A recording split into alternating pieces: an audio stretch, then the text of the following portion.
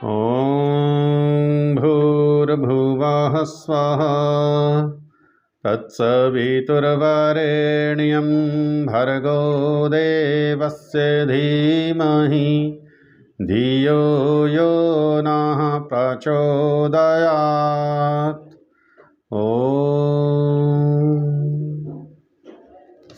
सभी को नमस्ते जी।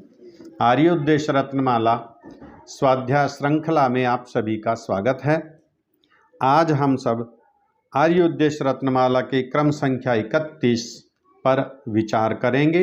विषय कर्ता। कर्ता कौन है? कार्य करने वाला कर्ता कहलाता है। कई बार इस विषय में भ्रम भी उत्पन्न हो जाता है। कहते हैं हम तो कुछ करते ही नहीं, जो करने वाला वो तो कोई और है, मैं नहीं हूं करने वाला। करने वाला तो ईश्वर ही है। सब कुछ जो कुछ यहाँ घट रहा है सृष्टि में, हमारे जीवन में, वह सब ईश्वर ही कर रहा है। हम कोई करने वाले नहीं है, हम कुछ नहीं कर सकते। क्या ऐसा है? क्या यह सच्चाई है? आइए विचार करते हैं। कहते हैं जो स्वतंत्रता से कर्मों को करने वाला है, अर्थात जिसके स्वाधीन सब साधन होते हैं, वह कर्ता कहता है। किसी ने कहा वो देखो कितना सुंदर पक्षी बैठा। अब हमने देखा, देखने का साधन क्या है? नेत्र। नेत्र हैं तभी तो देख पाए। कहते हैं इस वस्तु को उठाकर यहां रख दो, हाथ से उठाया और वहां रख दिया, साधन है। और साधन स्वतंत्र हैं, मैं इनका प्रयोग करूं या ना करूं। मैंने तो नेत्र बंद कर लिए, नहीं देखना, कान बंद कर लिए, नहीं सुनना, हाथ बांध लिए, मुझे तो कुछ नहीं करना।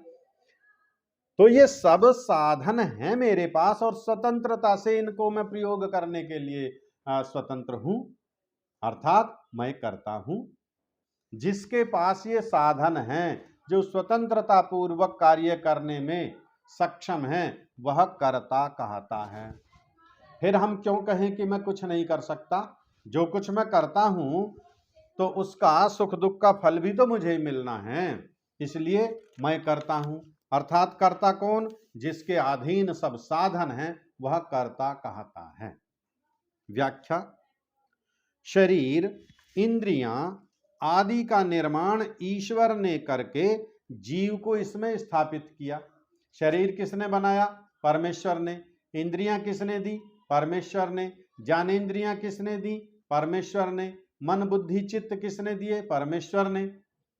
और जीव को यहां स्थापित कर दिया। अब सब साधन किसके हैं? आपके ही हैं। जीव को कह दिया है सब साधन तुम्हारे, करो इनसे जैसा जैसा कर्म करना है।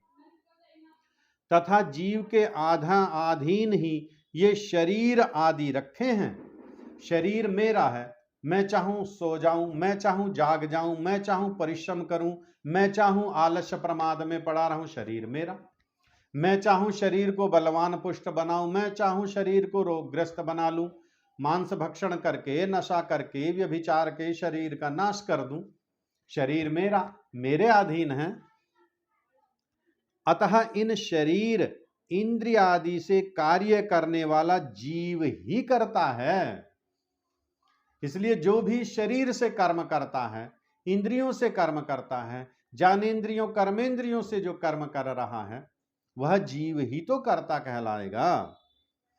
मनुष्य इस शरीर आदि से चाहे अच्छा कर्म करे, चाहे बुरा कर्म करे, शरीर है हमारा, जैसा कर्म करेंगे वैसा वैसा फल मिल जाएगा। और शरीर नहीं होगा तो कर्म नहीं हो सकता। तो शरीर हमारा, कर्म करने वाले हम। ईश्वर कभी हाथ पकड़ने नहीं आएगा, नहीं ऐसा मत करो। दूसरे का जब चोरी कर रहे हैं, जेब काट रहे हैं, तो ईश्वर हाथ नहीं पकड़ेगा, जेब मत काटो उसकी। पड़ोसी के बाग में से जब हम आम तोड़ रहे हैं, फल तोड़ रहे हैं, ईश्वर हाथ नहीं पकड़ेगा, नहीं नहीं उधर मत जाओ, फल मत तोड़ो। ईश्वर हाथ नहीं पकड़ता किसी का, उसने तो स्वतंत्रता दे दी, करो जो कुछ करना है। हाँ, फल आपको मिलता रहेगा, जैसे जैसा कर्म करोगे वैसा वैसा फल मिलता रहेगा।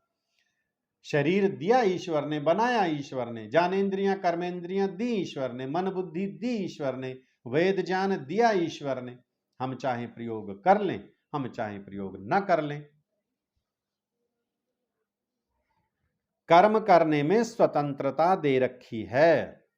ईश्वर ने कर्म करने में स्वतंत्रता दी है, और जो स्वतंत्रता पूर्वक कर्म करने वाला है फल भी तो वही भोगेगा। जो हम सुख दुख का भोग कर रहे हैं वो अपने कर्मों का ही तो हम सुख दुख भोग कर रहे हैं। यदि मैं करता ही ना हूं तो कर्मों का फल मैं क्यों भोगूं, ये सुख दुख मैं क्यों भोगूं? फिर जो कर्म करने वाला है वही फल भोगेगा।